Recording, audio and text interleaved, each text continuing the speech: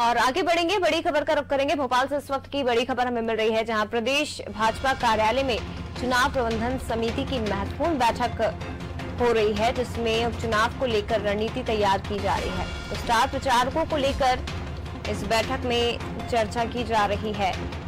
राष्ट्रीय नेताओं को उपचुनाव में बुलाने के लिए पार्टी प्लान बना रही है।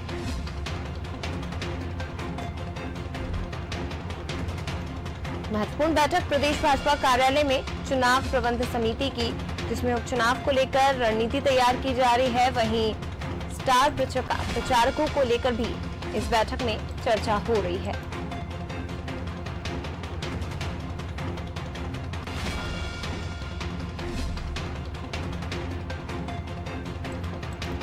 राष्ट्रीय नेताओं को चुनाव में बुलाने के लिए पार्टी प्लान बना रही है और इस बैठक में इसी पर चर्चा की जाएगी। विशेष संवाददाता आशीष मंगल सोनी हमारे साथ इस खबर पर ज्यादा जानकारी के लिए जुड़ गए हैं।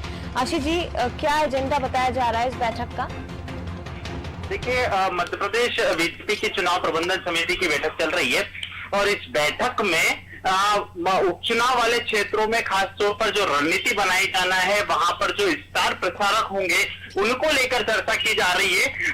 और बीजेपी चुनाव प्रबंधन समिति के अध्यक्ष संयोजक भूपेंद्र सिंह खास तौर पर इस बैठक में शामिल हैं और दूसरे सदस्य जो है वो भी इस बैठक में शामिल है। रामेश्वर शर्मा भी इस बैठक में शामिल हुए हैं। इनके अलावा अब से कुछ ही देर बाद भूपेंद्र सिंह मीडिया से चर्चा करेंगे और चुनावी रणनीति, चुनावी क्षेत्र की रणनीति तैयारियों पर क्या बीजेपी ने काम किया है उसको लेकर जानकारी देंगे। दरअसल 2 अक्टूबर से 15 अक्टूबर तक बीजेपी उपचुनाव वाली विधानसभा में मंडल स्तर पर कार्यकर्ता सम्मेलन का आयोजन कर रही है और ग्वालियर चंबल संभाग में जो मंडल स्तर पर सम्मेलन होंगे उसमें खास तौर पर ज्योतिरादित्य सिंधिया मौजूद रहेंगे।